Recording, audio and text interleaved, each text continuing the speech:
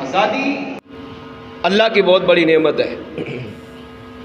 آزادی کا مطلب یہ ہے کہ انسان بغیر کسی روک ٹوک کے اپنے رب کی جب چاہے عبادت کرے، یہ ہے آزادی۔ اس کا جب دل کرے نماز پڑھے، جب دل کرے وہ مسجد میں آ جائے، جب دل کرے قرآن کی تلاوت کرے، جب دل کرے روزہ رکھ لے، جب دل کرے اللہ کی راہ میں مال خرچ کرے، جب اس کا دل چاہے میں فلاں فلاں فلاں عبادت کرنا چاہتا ہوں، اسے کوئی روک ٹوک نہ ہو، بغیر کسی روک ٹوک کے کھلم کھلا سب کے سامنے یا تنہائی میں اپنے رب کی عبادت کرے۔ یہ ہے آزادی کا مطلب۔ اب 74 سال سے پاکستان کا مسلمان آزاد ہے، مگر اسے آزادی کی اہمیت کا ابھی تک پتہ ہی نہیں چلا۔ آپ کہیں گے نہیں ہم تو آزادی کی قدر کرتے ہیں، آزادی اللہ کی بہت بڑی نعمت ہے، ہم تو قدردان ہیں۔ آپ مجھے بتائیں اگر ہم آزادی کی نعمت کی قدر کرتے ہیں تو 14 اگست کو گناہ کیوں ہوتے ہیں؟ 14 اگست کو فنکشن کیوں رکھتے ہیں؟ 14 اگست کو بچوں کو کیوں نچواتے ہیں؟ 14 اگست کو میوزیکل پروگرام کیوں کرتے ہیں؟ 14 اگست کو ڈھول ڈانس تماشے کیوں لگاتے ہیں؟ 14 اگست تو اللہ کی نعمت، آزادی کی نعمت کے شکر ادا کرنے کا دن ہے، مگر مسلمان 14 اگست کو ہر وہ گناہ کر دیتا ہے جو گناہ شاید وہ پورا سال نہ کرتا ہو۔ تو اب آپ پوچھیں اپنے آپ سے کہ کیا ہم آزادی کی نعمت کی قدر کر رہے ہیں؟ نہیں کر رہے ہیں۔ آزادی کی قدر ہمیں ہے ہی نہیں۔ کیوں؟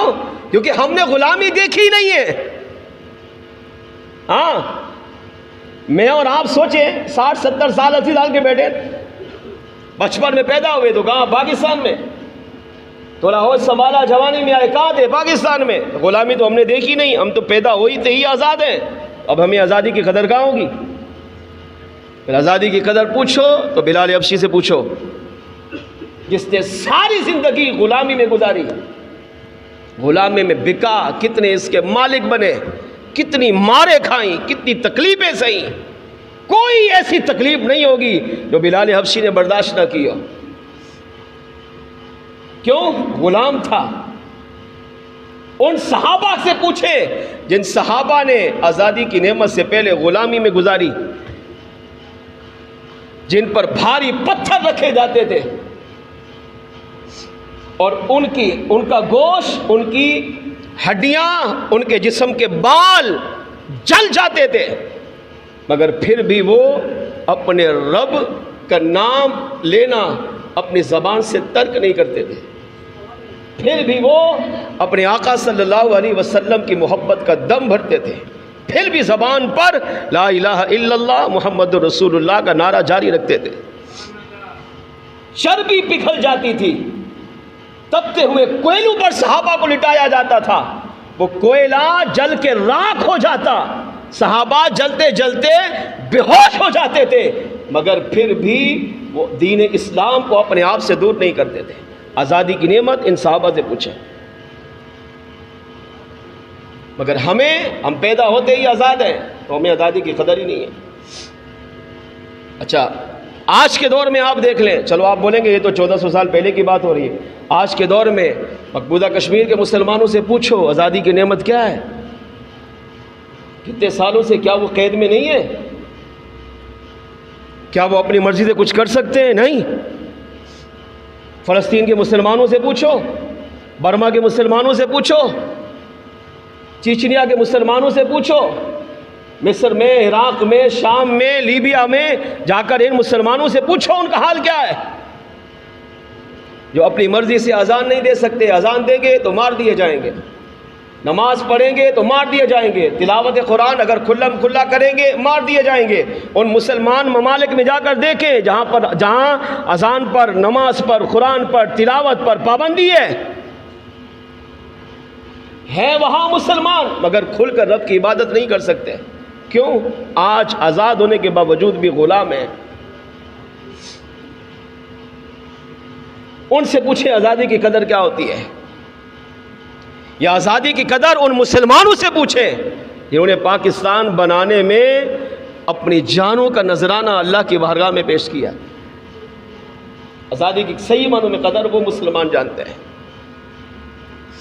کسی نے ماں، کسی نے باپ، کسی نے بھائی، کسی نے بہن، کسی نے بھانجا، کسی نے بھتیجا، کسی نے سارا خاندان پاکستان بنانے میں قربان کیا ہے، مگر آزادی کی نعمت سے پیچھے نہیں ہٹے، سب کچھ دے دیا، مگر زبان پر پھر بھی وہی تھا کہ بٹ کے رہے گا ہندوستان، بن کے رہے گا پاکستان۔ پاکستان کا مطلب کیا؟ لا الہ الا اللہ محمد رسول اللہ۔ یہ وہ لوگ تھے جنہوں نے صحیح معنوں میں آزادی کی قدر جانی۔ ان کو پتہ تھا آزادی اللہ کی کتنی بڑی نعمت ہے، مگر آج 74 سال گزر گئے، ہمارے مسلمان کو نہیں پتا آزادی کتنی اللہ کی بڑی نعمت ہے۔ 14 اگست آئے تو مسلمان کو چاہیے رب کی نمازیں پڑھے، روزہ رکھے، قرآن کی تلاوت کرے، صدقہ خیرات کرے، نیک اعمال میں اپنا وقت گزارے، بلکہ 14 اگست ان 30 لاکھ شہداء کی برسی کا دن ہے کہ جن 30 لاکھ شہداء نے اپنی جانوں کے نذرانے پیش کر کے ہمیں آزادی کی نعمت سے مالا مال کیا ہے۔